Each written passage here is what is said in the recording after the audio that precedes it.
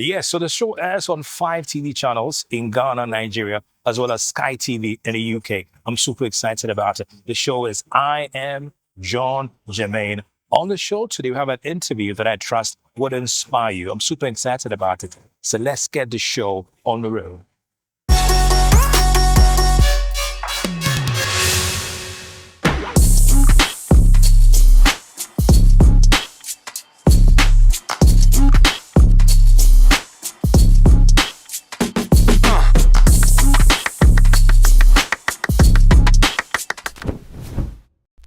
All right, thanks for joining us again. I am John Germain, and the show is I Am John Germain as well. Today, we get to pick a conversation with two gentlemen who are responsible for arguably two of the best brands in Ghana. Two amazing stories. I've known these gentlemen for quite some time now. Dreams changed along the way. We'll talk about that. I'm hoping this conversation will start a conversation that will inspire people, get people talking, to let them know, to use someone's words, it's possible. Let's see how that works. I've got Kojo, Soboh in the studios with us. Not a studio, but we're at the restaurant having a conversation. And I also have the gentleman, Anthony Dzamefe, sitting here. I'm guessing by now you know the names, and I'm guessing you know the faces as well. Let's put the stories, the faces, and the names together as well. Gentlemen, thank you for joining us. Thank you for having us. Thank you for taking time off your so busy schedules to join us. This is our third interview. Third or fourth? We've had quite a lot. We have quite a lot, yeah. This is our second interview. Yeah. But the first interviews were for something totally different. We'll talk about that much later. But let's talk about you guys today. I want to start from what you guys are working on now, that will build up from how the whole story started, and then so people can get an amazing picture. Now I'm going to start with you. A few days ago, you had this amazing event. Tell us a bit about it. Right. So at Emy Africa, we always evolving. We're always trying to be bigger and better each year. And so this year we introduced the Emy Africa Expo, which is an expo for everything that a modern person wants or needs. So you're bringing everything like automobile, fashion, food, everything. We call it a premium marketplace. And this was the maiden edition, and it was massive. We had, apart from the business fair that we had, we also had consumer experiences. We had several events like a fashion show, art exhibition, and it was great. We already have companies calling us to be part of next year's events. And like we do it at Emy Africa, everything we put out must be excellent. Everything we put out must inspire greatness. And I think that's what we did with the Expo. And secondly, we also started a travel activation that we do every year. We call it the Emy Africa SAR. So that is the only event that we take outside Ghana. Last year we did it in Lagos, Nigeria, and it was a resounding success.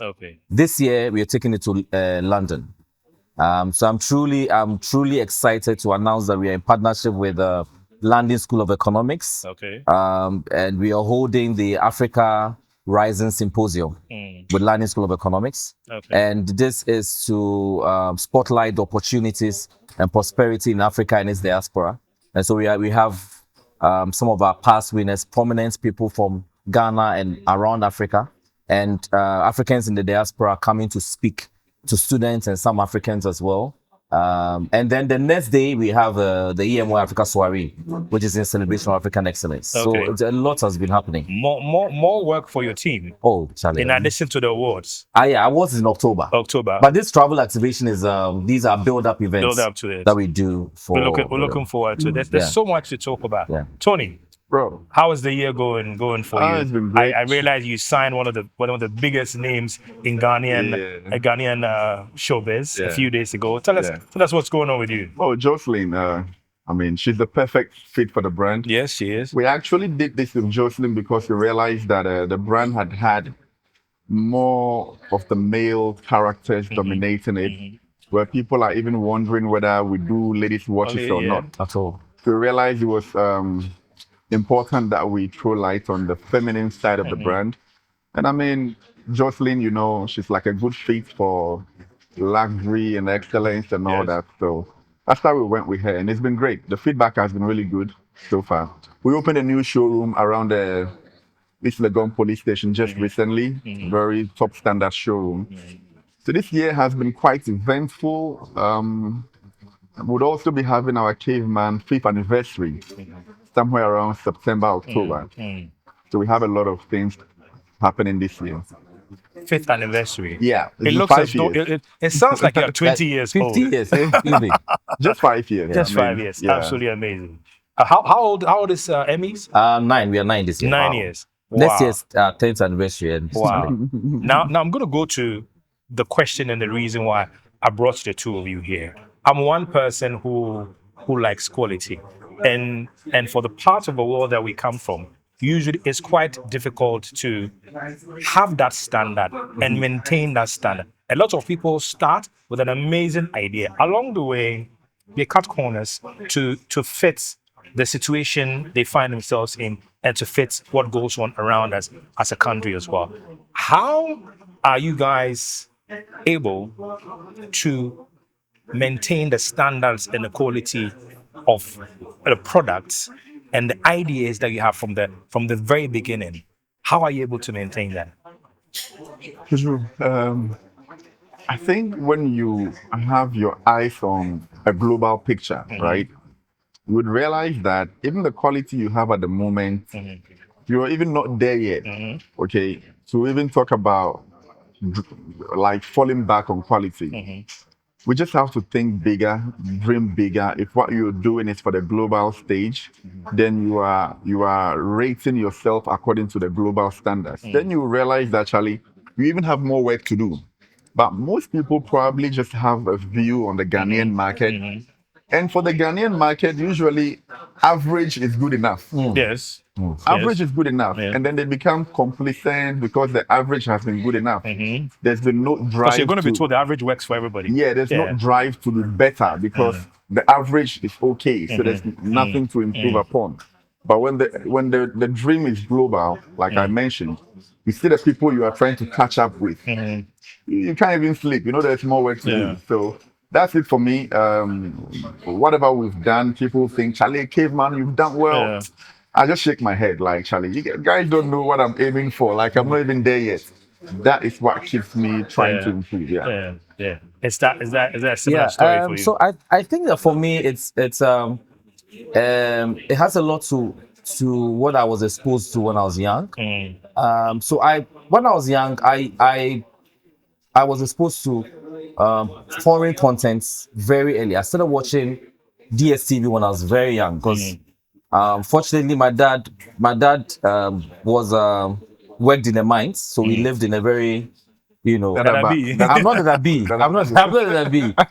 So my dad worked in the mines, so we got access to all these DSTV very early. So I used to watch KTV, MTV Base, all those awards at a very young age. So I think that maybe I picked the way the way I think from there, because I have a worldview on everything. And I think that we naturally in Ghana we are taught to think small. Small is okay, you know. And if you think too big, you're too low. It's like you're a misfit. But that is how I look at things. I look at my outlook on things is just at the worldview. And I also believe that a lot of people do things more because of what they what is their benchmark? What are they comparing their products to? And secondly, with the Emy Africa Awards, our agenda is to celebrate African excellence to inspire greatness. So what audacity would you have to celebrate greatness when you yourself are not greatness? When you are mediocre.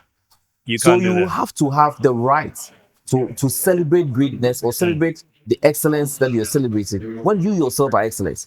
So for me and my team, I always tell them that we need to be excellent at everything that we do, so that we'll have the right to celebrate other people. And for some of the people that we even honor, they will not even accept it if you are not excellent enough.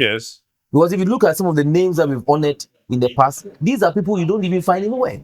But they would honor our invitation to be celebrated because they believe that we are getting things right. I remember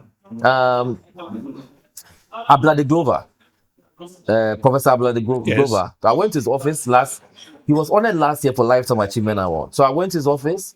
I had quite a tough time getting through to him. And so when I finally got through to him, I presented my invitation for his honor. He looked at the invitation and he looked at me and said, finally, somebody's getting it right in this country. You know, like the invitation was so premium. And so before you even open it and read the content, you would see that actually these guys are serious guys. So we think about everything 360 because of what we represent and what we benchmark you know, our products. That's excellent. One of the things that got me thinking, besides the fact that you guys found a way to start at a high mark and found ways to still stay there and possibly do it much, much better. A massive example is you. Now, you wanted to do something that I'm sure from the very beginning, when you told people about it, they said, how dare you? That Why would you want to start a watch brand? I'm sure there are people out there who thought you've lost your mind, because most of the time when anybody wants to start something new or do something that is possibly much higher than we usually see, you are first of all told, no, it's not done like that. That's the first thing. Or you're not supposed to do. yeah. How were you guys able to jump those hurdles, get it done, and continue doing it? Look, bro, this watch thing, it was not a plan. Okay, I didn't really like watches growing up. I was not a watch person.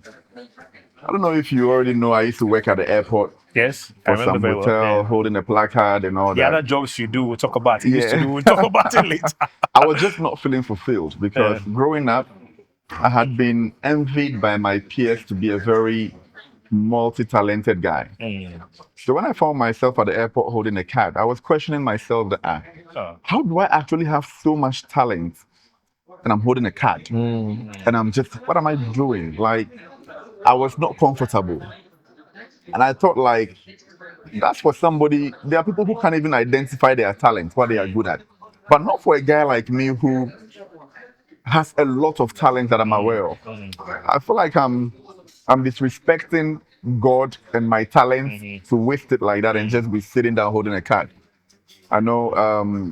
So that led to me wanting to move, you know. But when I moved, I wasn't sure what I was going to do. I just believed that when I had time on my hands, no pun intended, I would find a way to use my talent.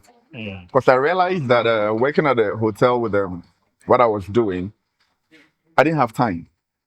And when I didn't have time, there's no way I could come up with anything. Yes. You wake up in the morning, you are at work, you get home late, alarm clocks wake you up, the following day you are gone, you have no time. So I just wanted to have time on my hands. And I believed that once I had time, I'll find something to do.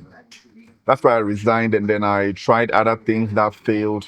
One day I walked somewhere to buy a watch, and the rest becomes history. So it was not a plan. I just knew that I could do it because it was not a thing for normal people to dream. It was not a normal dream. And my whole life, I had been that black sheep, that outcast. From primary to junior high, secondary school, I was never able to fit into any structure. So I knew it was the thing that I could do. I sat back, evaluated my life, how I had been falling in trouble because I was curious, how I had been called stubborn because I was persistent. All those words, I wrote them down and redefined them. When I redefined them, I was like, wait, I'm a risk taker. I'm very curious. I'm so persistent. I wrote all the attributes down. I said, no, now I understand why I've not been able to fit into any system. So I believe that the way for me was to create my own path. Because everywhere I've tried to work never went well. And I actually gave up. Look, the last place I worked in the hotel, I believed them so much that I was not as smart as I thought. Because anytime I bring a smart idea, they'll shut it down, they'll ridicule, everybody will laugh. I started coiling back into my shell. And I believed strongly that I was delusional, thinking I was smart. That moment really, it's almost destroyed me. But when I sat down and I told myself that, look, I'm going to give this success thing one last try, but this time on my own terms. If I fail at that, then the people were right and I would give up. I made that deal with myself that let me give it one last try, but now on my own terms. So I resigned, stayed home, tried different things that all failed. I bought a watch, took a picture of it. Somebody said, "Oh, nice watch. Are you selling it?" And I said, "Yeah." He came to buy the watch, and I was like, Charlie, be like, why can't I do this multiple times? I called a supplier back, bought another one, sold it, bought another one. And I started selling watches. Traffic, people's offices, car parks. I mean, people have seen me in Accra in traffic and all that. Then one thing leads to another. That's when the curiosity part came in. And I'm now asking myself that, Charlie, how come all these watches I'm selling are imported? Where are the African brands? Went on the internet looking for African watch brands. I couldn't find any. It made me restless. Like, no, it's not possible. There are thousands of watch brands. I couldn't find the African ones. The curiosity led to, that itch to want to find out why. And that's how it happened. So it was one thing leading to another, and here we are. Now, one of the questions every individual who has a dream in Ghana would ask themselves is, how is it you guys were able to make it possible? Because trust me, I said this a few weeks ago when I did an interview with Prince Kofi Amwabe, it's almost impossible to have an idea and to have somebody buy into the idea and not ridicule the idea and also think it's a great idea, possibly find ways to support or fund it. How is it possible for you guys to do it? There's probably a gentleman or a lady watching right now that said, I also have ideas. I also want to make it successful. How were you guys able to make this happen? So for me, I'm very passionate. So I always tell people that whatever you want to do, love it. Be passionate about it. Then you sleep thinking about it. When you're in your shower, you're thinking about it. When you are praying, you're praying about it because you love what you're doing. So for what I do, I love it. When I'm in the shower, I'm thinking about how can I get better with it. And one thing that people have to know, that nobody owes you a favor.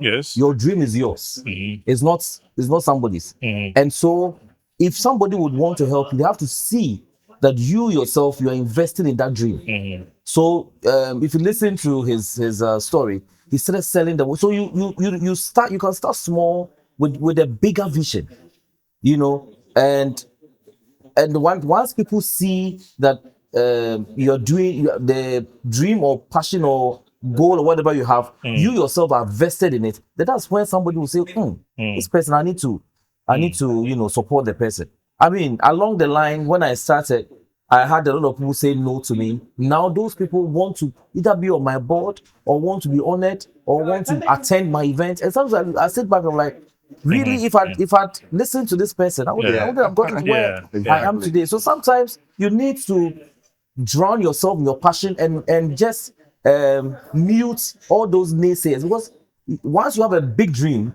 the first thing you hear is, "Yo, you can't do it." You can't especially do it. in a you can't do it, or you can't do it that way. you know what I mean? And we also thought, and growing up, sometimes you see somebody who is wildly successful, and the first thing they will say is, "Oh, we are going to schedule." Do you get what I mean? We are not wired to understand that somebody can be wildly successful at what they do. Do you get what I mean? And so people are always thinking small. Oh, when you make a cry, you get what I mean? Kojo, do you also realize that I've been thinking that a part of that mentality comes from our upbringing? I think parents need the biggest lesson to change a lot of things. I kind of remember some of the reasons why I fell into trouble a lot at home. It was just because I asked questions, just because I was curious. And my mother would get mad because she gives an order and all my brothers are doing it. And I'm the only person asking questions. So that upbringing, right? They kind of like suppress curiosity. They suppress confidence, thinking that you are respectful because you don't ask questions. That's true. That has really caused a lot of problems. When you come to our workspace, for example, you realize that the employees are just like robots. They just take orders. Take orders. They don't take initiatives. Because they are afraid. They've not been Make brought mistakes. up to question, to take initiative. So it's one thing I do at my place. When one of the workers asks me, what do you think? How would you do it? If I have to tell you how to do it all the time, then I don't need you. Yeah. Exactly. I need you to understand the work so much that if I am going wrong, you tell me no. This is not how we do it. That's the level. So we need to encourage the curiosity. We need to encourage confidence. And I see that going wrong from parenting a lot. I fell into trouble a lot because I just spoke. You have to ask questions. Yeah. You have to ask questions. We need Now, to watch that. I want to ask a question. Is Ghana, for want of a better word, a good terrain or a safe or a great place to own a business? Now, I'll give you examples. In the past few months or years, you see investment businesses that have lots of money invested in it. And then on the outside, it looks like the most successful business ever. Yeah. And then a few weeks after, you hear they're closing down. Folding up. Yeah. Is it Ghana? I know there's a global economic situation, but is Ghana a place that you would truthfully put your $20 million in a business because you know 100% you're going to be successful? You're not going to find yourself realizing that you used the $20 million to pay bills and possibly haven't made any profits. Is Ghana really a safe place? For me, I believe that yes, it's very difficult to do business in Ghana, and part of it is because of the policies that's govern doing business here in Ghana. But I think that the most difficult thing that makes doing business in Ghana is the people, because a lot of people are not honest. It's very hard for you to leave your business for somebody to run it for just a week. And then you say, I'm taking a holiday, and the person will run the business like you run it.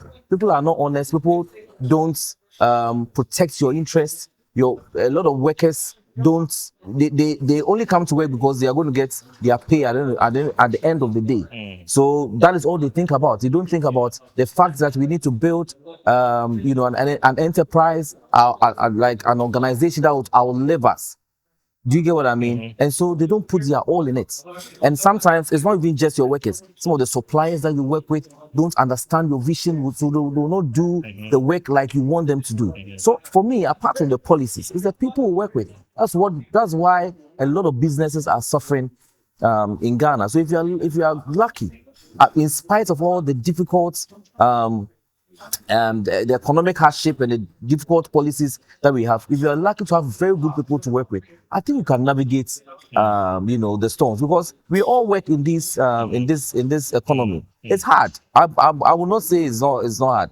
We are going through challenges, but thankfully by God's grace we found some good people that you work with that you can actually count on, and that's why you can keep going. Tony. Yeah. I agree with everything that my brother has said. I like to watch things from the other side of the table most of the times, because I've been on the other side of the table not too long ago, where we talk about the employer and the employee conversation. I've been there not too long ago, so I kind of see things from both sides of the table. And one thing I always tell myself is that, see, everybody's on a journey, okay? The people who are working for us, they are also on personal journeys. There's something they are looking for. Unless the person doesn't have any drive in life, then there's something wrong with the person. But once it's somebody who has a drive, they want to succeed one way or the other.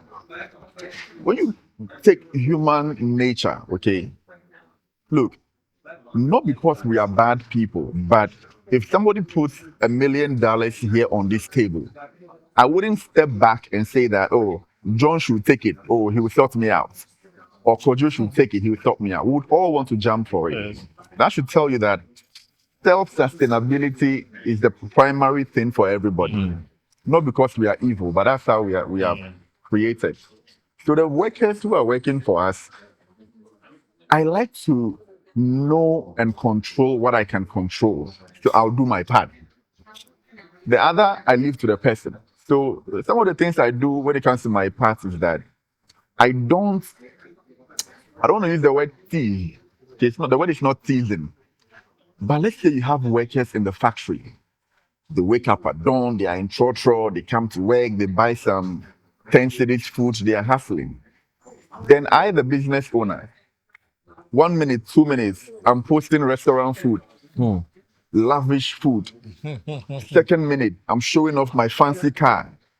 Third minute, I'm in business class and I'm videoing myself. These are some of the things we do to instigate dishonesty in workers.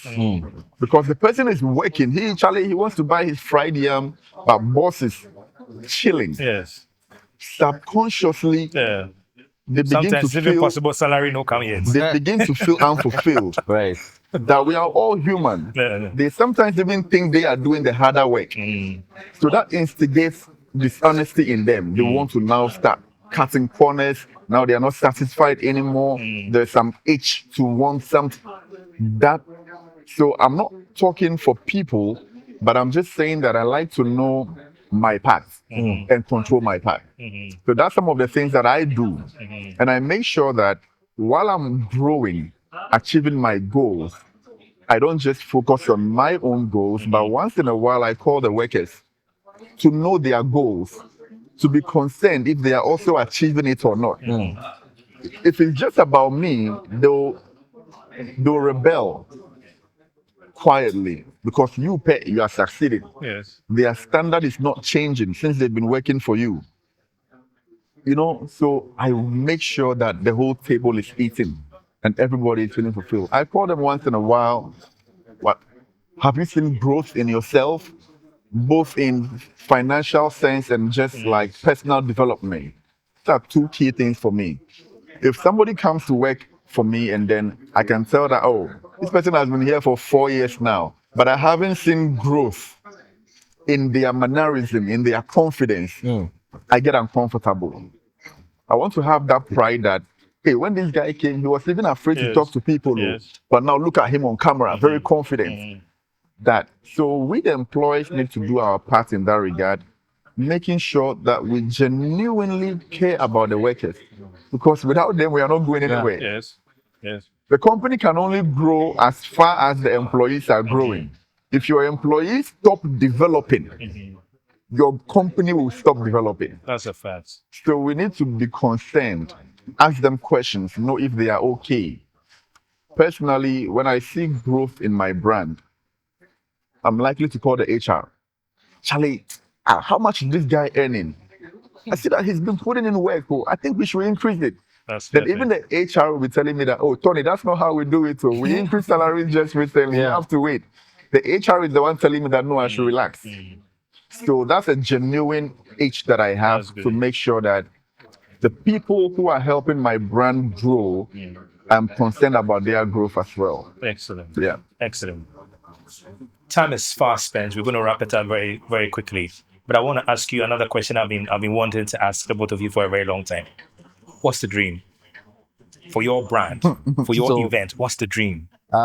Because usually we see it from a different side. Yeah. But what's the dream? What's the plan? What are you planning to achieve with this? So the agenda with the Emy Africa brand is to inspire greatness. Is to change the mindset of people thinking small, and for people to think big. And that is why whatever we do as a brand, it's big. Our events are big, our productions are big, the people we honor are big. We want to tell people that good things come from Africa. We want to celebrate the man that came from Choco and now is the CEO or is the owner of his own company. We want to celebrate the man who started selling watches on the street and now owns his own watch brand. To give the young African the audacity, give the young African the permission to dream, dare, and do. I want the Emy Africa brand to be one of the most respected platforms that elevates Africa, that celebrates the best out of Africa to inspire greatness. And that is all I'm passionate about. When Tony will tell you how we we met, and now we are like brothers. We belong to a group called the Crazy Billionaires. Young guys doing great stuff. We are not billionaires yet, but we dream to be billionaires. We support each other. We, you know, when I see something going good with his brand, I congratulate him. If there's something that I need to contribute to make his brand better, I do it. He calls me the unofficial brand ambassador, unofficial brand manager for CAVEMAN, because I will call him and say, guy, you need to do this way. He will do the same for me. I think that one of the things that the young people in Africa are not doing is collaboration. Yes. We are competing unnecessarily. Yeah. People are doing a lot of smaller things, but if we come together, those small things we're doing can be big. What I would say is that small people, small minds compete, big people collaborate. So we should collaborate. I might not know it all. I might not have all the answers. If you see somebody doing great stuff and you can support, go in and support. Yeah. If they can also come and join your brand and then build it up, let's open up. If you own 1% of Coca-Cola, it's better than owning 1% of some little company that you own here in Ghana. You're calling yourself CEO. You get what I mean? I think that we need to dream big. We need to do big things. That is what is going to put us on the map, because clearly it is a global, the world is a global village now. Whatever you're doing here in Ghana, your competition is not just Ghana. Yes. You should think about somebody in Croatia, somebody in America. Yes. Are your standards up to them? Yeah. Are your standards up to them? People should think, read. If you don't have money to travel, go on the internet. Everything is there. You see that people are doing the same things that you are doing on a much, much higher level. If you're not able to get there, at least try and elevate you get to there. that level. So my goal is to inspire greatness. And so when I see young people like Tony doing incredible things, it makes me extremely happy. Tony, everybody looking at your brand right now will thinking that, oh, you've arrived. But it looks as though you mentioned earlier, you haven't even started. What's the dream? We've not even started. Oh, he's not started. And you know, one thing I always tell people is that it's not difficult to do great things for a short time. It's not difficult, but consistency is where the difference is. Yes. John, I've observed people even in the gym, right? Somebody could lift 100 kg, whatever, 5 times or once. Yes. But cannot lift 1 kg dumbbells for 100 times. Yes. Yeah, it's the most important thing. Yes. Yes. So consistency is the difference. So I don't judge my company as being successful because it's just 5 years.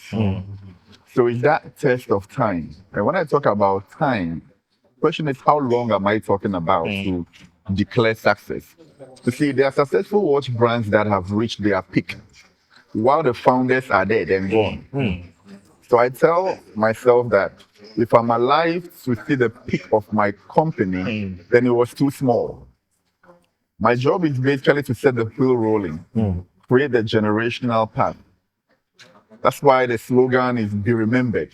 I want us to become remembered for the ones who dared to start it rolling. People will continue it.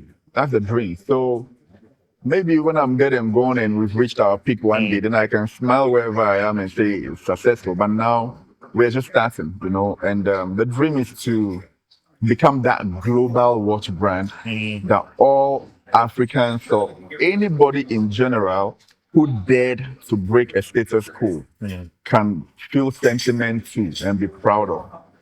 You know, so that's the dream generally, to become that household global brand that, you know, our brothers can say, yeah, it's coming from our land. Yes. It's coming from our land, you know.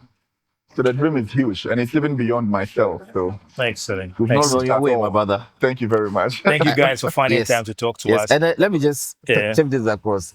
We were in LA together. We attended the Grammy Awards together, and then we were going. There was a party we needed to attend, and we were going for our invitation. And the guy saw us on the walkway and said, "CAVEMAN, I want 1 CAVEMAN." And he followed us to our apartment and bought 3.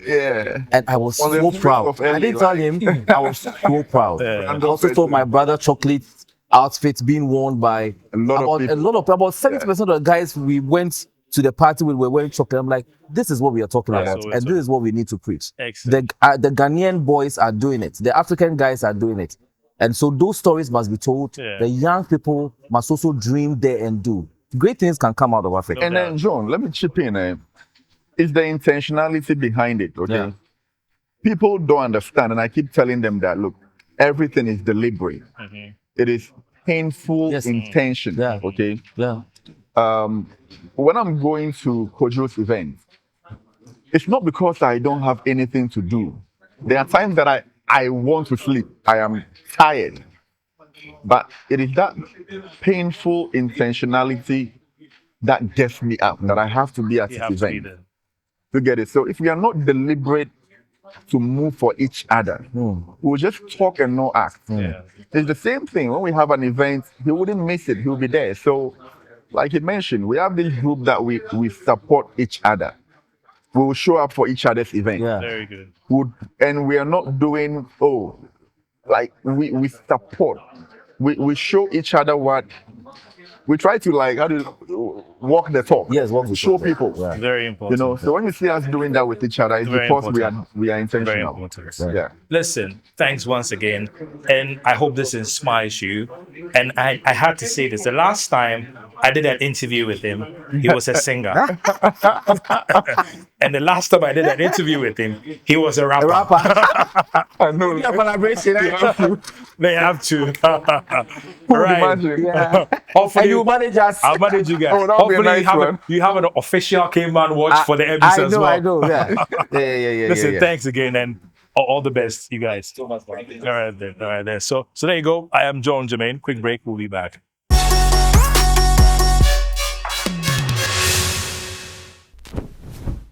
Right, big thanks goes out to District 24. We shot 2 episodes of the show right here. You know where to find it, in the heart of East Legon. Come check them out. Amazing meals, amazing scenes, and you will love it here. Listen, be sure you go on YouTube and watch other episodes, and be sure to subscribe. Make sure you share the links as well and tell friends about it, and tune into all the TV channels that air it. The name is John Germain, the Supremo. Thank you. Stay tuned.